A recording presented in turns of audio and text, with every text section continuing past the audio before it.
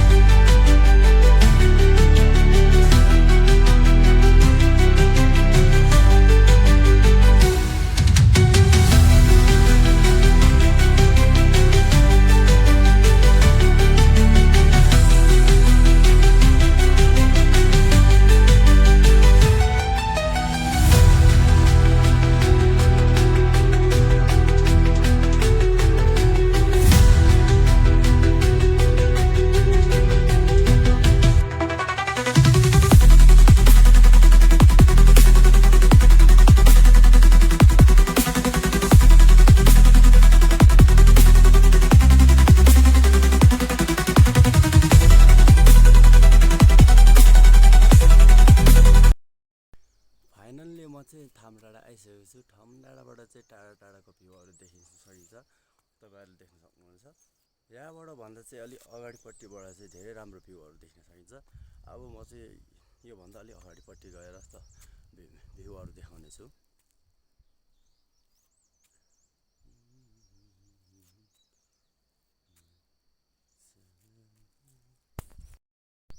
तपाईँहरू देख्न सक्नुहुन्छ यो अगाडि जाने ठाउँ चाहिँ यस्तो छ होइन। हामी चाहिँ यस्तो ठाउँबाट जान्छौँ।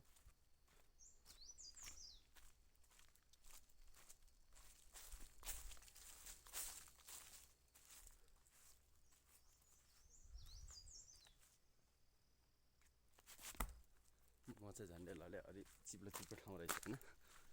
चाहिँ मान्छेहरू प्रायः जस्तो धेरै घुम्न आउँछ क्या, अनि म चाहिँ आएको पनि थिएन होइन।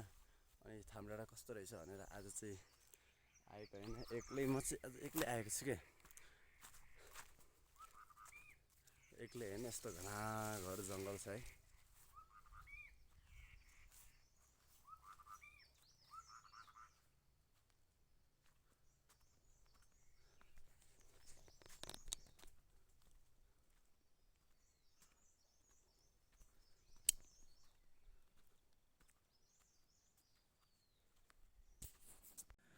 यो थामडाँडाबाट चाहिँ टाढा टाढाको भ्यूहरू देख्न सकिन्छ र यो पछाडिपट्टि चाहिँ ओखलढुङ्गा साइड हो, तपाईँहरूले देखिरहनु भएको छ।